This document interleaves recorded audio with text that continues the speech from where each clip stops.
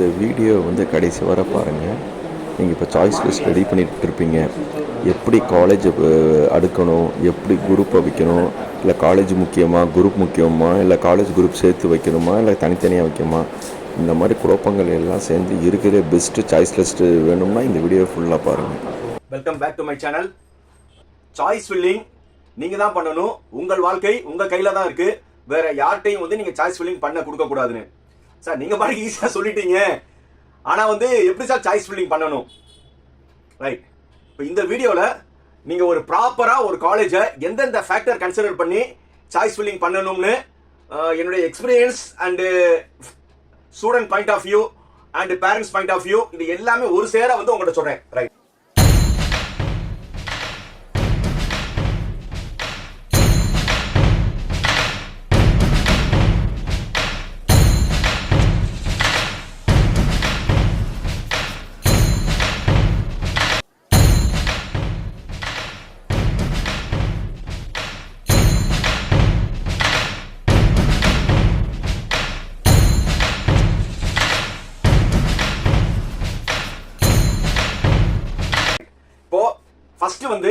First round ஸ்டூடெண்ட்ஸ்க்காக இந்த வீடியோவை make பண்றேன். அதுக்கப்புறம் செகண்ட் ரவுண்ட் தேர்ட் ரவுண்டுக்கு நான் தனித்தனியா பண்றேன். ஸோ இவங்க எல்லாத்துக்கும் ஏன்னா ஆல்மோஸ்ட் 90% மேலே எடுத்தவங்க உங்களுக்கு எல்லாத்தோட எய்ம் ஒரு டாப் காலேஜ், டாப் 10 காலேஜ்ல தான் சேரணும்னு நீங்க எல்லாருமே நினைச்சிட்டு இருக்கீங்க. டாப் 10 காலேஜ் மட்டும் காலேஜ் கிடையாது. ஸோ டாப் 10 காலேஜ் ஒவ்வொருத்தவங்களோட ஃபேக்டர் ஒரு வித மாதிரி.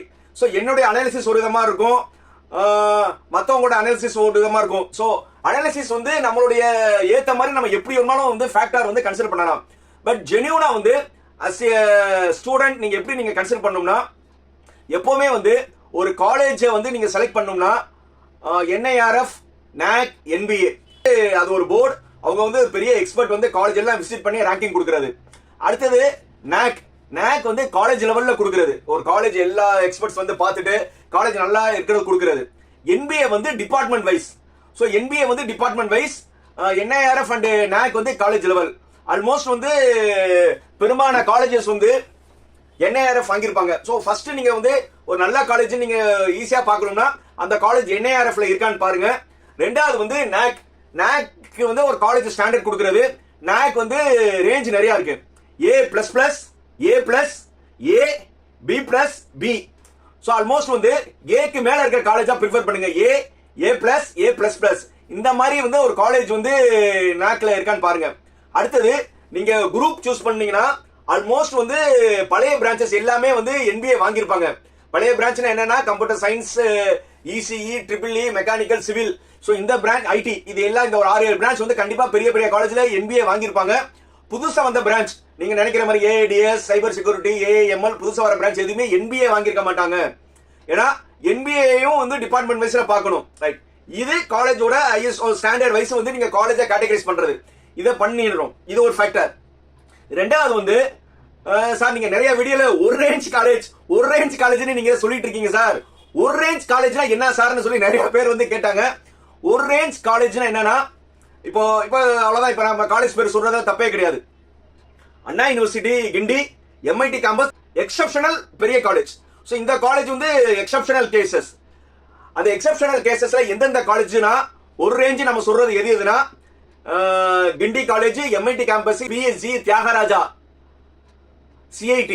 ஸோ இது எல்லாமே ஒரு ரேஞ்ச் காலேஜஸ். ஸோ அதனால இந்த ஒரு ரேஞ்ச் காலேஜஸ் ஒரு ஃபேக்டர்.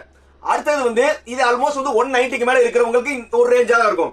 அடுத்தது 180 to 190க்குள்ள நீங்க பிளான் பண்ணீங்கன்னா இப்ப சென்னையில அப்படியே சொல்லிட்டே போலாம். என்னது Chennai institute of technology, REC, RIT, Sairam, Panimalar, saint Joseph, RMK, RMD, Loyola, ஐகாம், சவிதா அப்படின்னு நம்ம எல்லாமே சொல்லிட்டு போறோம்ல. இது எல்லாமே ஒரு ரேஞ்ச். அதே மாதிரி கோயம்புத்தூர் சைட்ல கிருஷ்ணா, குமரகுரு, பண்ணாரி அம்மன், சவுத்ல பார்த்தோம்னா Mepco, national engineering college, Velammal, PSNA. So இது எல்லாமே என்னது அடுத்த ரேஞ்ச் காலேஜஸ். புரியுதா? இதுதான் நான் ஒரு ரேஞ்சுன்னு சொல்றது. புரியுதா? இப்போ உங்களுக்கு புரிஞ்சிருக்கும். நான் சொன்ன காலேஜோட கேட்டகரியில ஒரு ரேஞ்ச் காலேஜஸ். இந்த ஒரு ரேஞ்ச் காலேஜ்ல நீங்க எந்த காலேஜ் படிச்சாலும் ஒண்ணுதான். ஸோ புரியுதா? ஸோ ரேங்கிங்ல ஒரு காலேஜ் ஒரு அனாலிட்டிக்கல் 10வது வச்சிருந்தாங்க, இன்னொருத்தர் அதே காலேஜ் 15வது வச்சிருப்பாரு, இன்னொருத்தர் 20வது இடத்துல வச்சிருப்பாரு, இன்னொருத்தர் 20வது இருக்கிற காலேஜ்ல 12வது வச்சிருப்பாரு. சோ இது எல்லாமே டாப் 50 வர்ற காலேஜஸ். ஒவ்வொருத்தோட ரேங்கிங் முன்னாடி பின்னாடி இருக்கும். அதுல வந்து நீங்க காலேஜ் எப்படி சூஸ் பண்ணணும்னா, ஃபர்ஸ்ட் வந்து நீங்க டே ஸ்காலரா ஹாஸ்டலா முடிவு எடுங்க. நீங்க வந்து ஹாஸ்டல்னு முடிவு பண்ணிட்டீங்கன்னா நீங்க எப்படி வேணுமா சாய்ஸ் லிஸ்ட்ல வைக்கலாம். இல்ல நீங்க டே ஸ்காலர் பிளான் பண்ணீங்கன்னா, இப்போ காஞ்சிபுரம் டிஸ்ட்ரிக்ட்ல இருக்கிறவங்க காஞ்சிபுரம் டு சென்னையில வந்து காலேஜஸ் இருக்குல்ல, அதை ப்ரிஃபர் பண்ணணும். அதே மாதிரி வந்து Andhra border to Chennai OMR ரோட்ல என்னென்ன இருக்கீங்களோ ஓஎம்ஆர் ரோட்ல இருக்கிற பெஸ்ட் காலேஜ் சூஸ் பண்ணணும். புரியுதா? இதே இது வந்து ஸ்ரீபெரும்புதூர் சைடுல இருக்கிற காலேஜ் சூஸ் பண்ணணும். அதே மாதிரி கோயம்புத்தூர் இருக்கிறவங்க கோயம்புத்தூர் சரௌண்டிங் காலேஜ் சூஸ் பண்ணணும். இதுதான் வந்து நீங்க எப்படின்னா இந்த காலேஜ்ல படிக்கணும் அவசியம் கிடையாது. அதே மாதிரி நீங்க லொகேஷன் பார்க்கும்போது நான் கோயம்புத்தூர்ல படிக்க போறேன்னா சென்னை படிக்க போறேன்னா நீங்க முதல்ல டிசைட் இல்ல சவுத்ல வர போறீங்களா, இது எல்லாமே நீங்க ஃபேக்டா டிசைட் பண்ணணும். ஆனா சாய்ஸ் லிஸ்ட் பண்ணும்போது சென்னையில ஒரு காலேஜ், கோயம்புத்தூர்ல ஒரு காலேஜ், மதுரையில ஒரு காலேஜ், திருச்சியில ஒரு காலேஜ் அப்படி பண்ணக்கூடாது. நீங்க முதல்ல வந்து டிஃபைன் கரெக்டா இருந்துக்குங்க. இந்த ஜோன் எக்ஸப்ஷனல் அந்த 3-4 காலேஜ் வந்து நான் கண்டிப்பா போடுவேன். மிச்சம் இருக்கிற காலேஜ் வந்து ஒரு ஜோன்ல போயிருங்க. கோயம்புத்தூர்னா கோயம்புத்தூர் போயிருங்க, சென்னைனா சென்னை போயிருங்க, சவுத்னா சவுத்ல வந்துருங்க. இப்படிதான் வந்து நீங்க சாய்ஸ் வந்து கரெக்டா போட முடியும், தப்பு நடக்காது. நிறைய பேர் வந்து இன்னொரு மெயினா கேட்கும்போது, சார் காலேஜ் அண்ட் குரூப்பை வந்து எப்படி சார் ஃபைனல் பண்ணணும்னா, நீங்க வந்து இப்போ நீங்க கம்ப்யூட்டர் சென்ட்ரிக்னு நீங்க முடிவு பண்ணிட்டீங்கன்னா, கம்ப்யூட்டர் சென்ட்ரிக்னா என்னன்னா ஒரு கம்ப்யூட்டர் சயின்ஸ் இல்ல, ஃபர்ஸ்ட் வந்து நீங்க கம்ப்யூட்டர் சென்ட்ரிக்ல ஃபர்ஸ்ட் சாய்ஸ் என்னவா இருக்கும்னா கம்ப்யூட்டர் சயின்ஸ் அண்ட் இன்ஜினியரிங். பிராக்கெட்ல எதுவுமே இருக்க கூடாது. கம்ப்யூட்டர் சயின்ஸ் அண்ட் இன்ஜினியரிங் இதுதான் கரெக்டான branch, computer science and engineering. ரெண்டாவது அதே கம்ப்யூட்டர் சென்ட்ரிக்ல பாத்தீங்கன்னா நீங்க இன்ஃபர்மேஷன் டெக்னாலஜி, இது எல்லாமே பழைய பிரான்ச். கம்ப்யூட்டர் என்னன்னா கம்ப்யூட்டர் சயின்ஸ் அண்ட் இன்ஜினியரிங், பிராக்கெட்ல எதுவுமே இருக்க கூடாது. அதுக்கு அடுத்தது இன்ஃபர்மேஷன் டெக்னாலஜி. அதுக்கப்புறம் வந்து இப்ப புதுசா பிரான்ச் நீங்க எது வேணுமா வச்சுக்கோங்க. அது வந்து அது உங்களுடைய இஷ்டம். புரியுதா? நீங்க ஆர்டிஃபிஷியல் இன்டெலிஜென்ஸ் டேட்டா சயின்ஸ் வைங்க. அதே கம்ப்யூட்டர் சயின்ஸ் இன்ஜினியரிங் பிராக்கெட்ல artificial intelligence and machine learning இருக்கும். அதே மாதிரி கம்ப்யூட்டர் சயின்ஸ் இன்ஜினியரிங் பிராக்கெட்ல வந்து சைபர் செக்யூரிட்டி இருக்கும். இது எல்லாமே புதுசா இந்த காலேஜ் இந்த பிரான்ச்ல கண்டிப்பா என்பிஏ இருக்காது. இப்ப கடைசியா புதுசா பிரான்ச் எதுல என்பிஏ இருக்காது, நீங்க பார்த்து வச்சுக்கோங்க. ரைட்? இல்ல நீங்க எலக்ட்ரானிக்ஸ் கோர் ரிலேட்டடா வரணும்னு நினைச்சீங்கன்னா இசிஇ ட்ரிபிள் எங்க நீங்க ஈஸி இருக்கீங்களோ சைமல்டேனியஸா ட்ரிபிளியும் நீங்க கன்சிடர் பண்ணிக்கோங்க. அதுக்கப்புறம் வந்து மெக்கானிக்கல். இப்போ மெக்கானிக்கல்னா வந்து மெக்கானிக்கலுக்கு ஈக்குவலண்டாவே பிரான்ச் என்னன்னா manufacturing engineering, production engineering, industrial engineering. இது எல்லாமே வந்து மெக்கானிக்கலோட சப்பிரிவு தான். என்னன்னா manufacturing engineering, production engineering, industrial engineering இது எல்லாமே மெக்கானிக்கல் சப்பிரிவு அண்ட் ஆட்டோமொபைல் இன்ஜினியரிங். இது எல்லாமே ஒரு இதா இருக்கும்.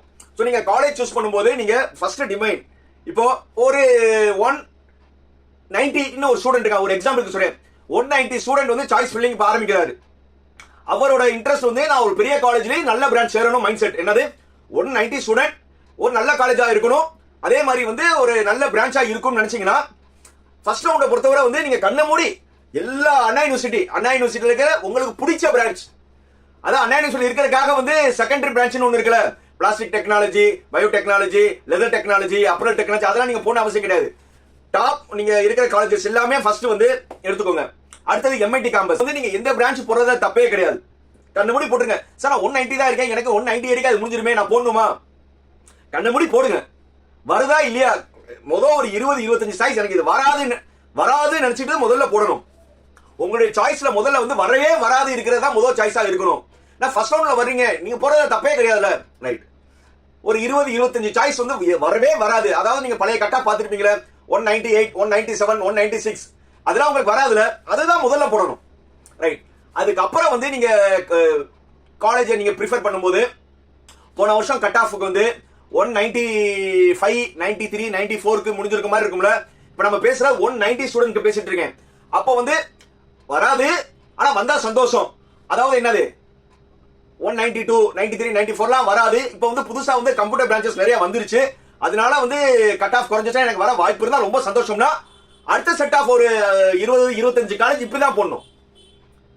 புரியுதா? ரைட்? இப்போ இது ஒரு முதல்ல ஒரு 25, அடுத்த ஒரு 25, 50 சாய்ஸ் உங்களுக்கு வராது நினைக்கிறது முதல்ல போட்டுருணும். அதுக்கப்புறம் நான் வந்து லாஸ்ட் இயர் கட் ஆஃப்ல செக் பண்ணி பார்த்தேன் சார், 188க்கு கிடைச்சிருக்கு, 191க்கு கிடைச்சிருக்கு, 92க்கு கிடைச்சிருக்கு, 187க்கு கிடைச்சிருக்கு. சோ இது ஆல்மோஸ்ட் எனக்கு கிடைக்கிற மாதிரி இருக்கிற காலேஜஸ்னு நீங்க டிசைட் பண்ணுவீங்களா? இப்போதான் வந்து நீங்க ரொம்ப ரொம்ப கேர்ஃபுல்லா முதல் 50 உங்களுக்கு கிடைக்காததுன்னு தெரிஞ்சு போச்சு, கிடைச்சா ரொம்ப ரொம்ப சந்தோஷம் போட்டீங்க. இனிமே போடும்போது நீங்க காலேஜ் அண்ட் குரூப் ஸ்பெசிபிக்கா போடும். முதல்ல 50 இது நீங்க காலேஜ் குரூப் எது ஒருமாதிரி போடுங்க. இதுக்கப்புறம் வந்து உங்களுக்கு கிடைக்க போதுல, இந்த இடத்துல வந்து ரொம்ப கேர்ஃபுல்லா இந்த காலேஜ்ல இந்த குரூப் இல்லன்னா வேற காலேஜ்ல இந்த குரூப், ஏன்னா இதுக்கப்புறம் உங்களுக்கு கிடைக்க போகுது. அப்போ வந்து இந்த காலேஜ்ல எல்லா குரூப் ஒன்றும் கட்டாயம் கிடையாது, உங்களுக்கு பிடிச்சதை போட ஆரம்பிச்சிருங்க. புரியுதா? இப்படிதான் வந்து சாய்ஸ் லிஸ்ட் பண்ணணும். சாய்ஸ் லிஸ்ட்ல வந்து மறுபடியும் சிம்பிளா சொல்லிடுறேன், 3 இதா பிரிக்கணும். முதல்ல இப்ப நம்ம 190 பைசங்களுக்கு எக்ஸ்பிளைன் பண்ற மாதிரி எல்லாத்துக்கும் அதே தான். 190 ஸ்டூடெண்ட் கிடைக்கவே கிடைக்காது. நீங்க லாஸ்ட் இயர் கட் பண்ண 198, 197, 200 கிடைக்காதுல, அந்த காலேஜா முதல்ல போட்டு முடிங்க, காலேஜ் குரூப் போட்டு முடிங்க. அப்புறம் வந்து 193, 94, 95 ஆல்மோஸ்ட் கிடைக்காது, கிடைச்சா சந்தோஷம், அந்த மாதிரி காலேஜஸ் அண்ட் குரூப் போட்டு முடிங்க. இது ரெண்டாவது செட். மூணாவது செட்ல தான் நீங்க என்ன செய்யணும்னா 191 இருக்கலாம், 188 இருக்கலாம், 189 இருக்கலாம்.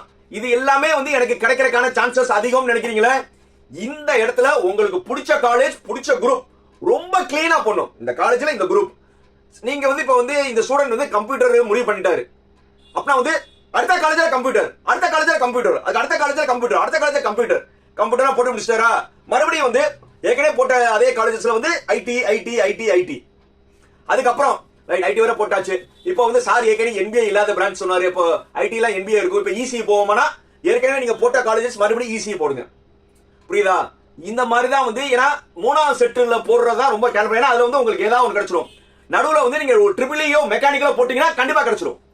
ஸோ அதனால வந்து எனக்கு ட்ரிபிளி அண்ட் மெக்கானிக்கல் பெரிய இன்ட்ரெஸ்ட் இல்லை சார், பட் நல்ல காலேஜ் இருந்தா கிடைச்சா ஓகேனா அதெல்லாம் லாஸ்டா போட்டுருங்க.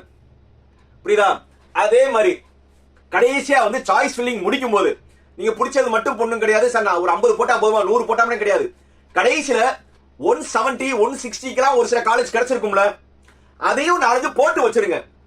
சார் எதுக்கு சார் வந்து நாங்க 190 எடுத்திருக்கோம், எதுக்கு 170, 160 காலேஜ்ல போட சொல்றீங்கன்னா, ஏன்னா இட்ஸ் a buffer. சப்போஸ் வந்து உங்களுக்கு கிடைக்கலனா இதுல ஏதாவது ஒன்று கிடைச்சிச்சுன்னா நீங்க மூவ் அப்வர்ட் போடுறதுக்கான வாய்ப்பு இருக்கு. அக்செப்ட் அண்ட் அப்வர்ட் போட்டீங்கன்னா கண்டிப்பா சஃபல்ல மாறி வந்துரும். நீங்க போடாம இருந்தீங்கன்னா நாட் அலாட்டட் வந்துரும். புரியுதா? போன வருஷம் நிறைய பையங்க பண்ண தப்பு வந்து 4-5 காலேஜ் 4 குரூப் போட்டு நாட் அலாட்டட் வந்துருச்சு. அவங்களால அடுத்த ரவுண்ட்ல தான் போய் வந்து நீங்க போடுற மாதிரி இருக்கும். சோ அதனால கடைசியா முடிக்கும் போது ஒரு நம்பர் 40th 50th காலேஜ்ல வந்து ஏதாவது ஒரு பிரான்ச் போடுங்க, இல்லையா ஒரு பிரான்ச் ட்ரிபிள் மெக்கானிக்கல் போட்டுருங்க, கண்டிப்பா கிடைச்சிடும். இது வந்து பஃபர், இதுதான் உங்களுக்கு ஃபைனல் டெஸ்டினேஷன் கிடையாது. ஏன்னா சப்போஸ் இப்ப இந்த கடைசி இது கிடைச்சினாலும் நம்ம அக்செப்ட் அண்ட் அப்போர்ட் போட்டா உங்களுக்கு 95% வந்து காலேஜ் மாறிடும். சோ அதனால வந்து ரொம்ப ஸ்பெசிபிக்கா லிமிட்டடா போடாதீங்க. நிறைய பேர் கேட்கறாங்க சார் எத்தனை சாய்ஸ் போடணும்னா, நான் ஒரே ஒரு கேள்வி கேட்கிறேன், ஒரு சாய்ஸ் 1000 ரூபாய் அப்படியே கவர்மெண்ட் கேட்கறாங்க, இல்ல சார் 20 சாய்ஸ் போட்டா 1000 மணிக்கு 20,000 ரூபாய் செலவாகும், ஒரு 80 சாய்ஸ் போட்டா 80,000 ஆகும். அப்படியே நீங்க காசு பாருங்க, சாய்ஸ் போடுறது ஃப்ரீ தானேங்க, நீங்க பிக் பண்ணி காலேஜ் போடுவீங்க, அதுல என்ன ஓவர் வஞ்சனம், அள்ளி போடுங்க. சாய்ஸ் வந்து மனமா போடுங்க, தாராள மனசுன்னு சொல்றாங்களே, அது வந்து இதுல வந்து சாய்ஸ் ஃபில்லிங்ல வச்சுக்கோங்க, கஞ்சத்தனம் பண்ணாதீங்க. நிறைய சாய்ஸ் போடுங்க, நாட் அலாட்டட் மட்டும் யாருக்கு வரக்கூடாது. மீண்டும் அடுத்த வீடியோல இன்னும் வந்து சாய்ஸ் ஃபில்லிங் இன்னும் டைம் இருக்கு, அது வரை என்னென்னு சொல்லி டிப்ஸ் தந்துட்டே இருக்கேன். இப்போதைக்கு வந்து ஒரு பேப்பர்ல வந்து நீங்க சாய்ஸ் ரெடி பண்ணிட்டே இருங்க. எப்போ நான் சொல்றது என்னது, லைக், கமெண்ட், ஷேர், சப்ஸ்கிரைப்.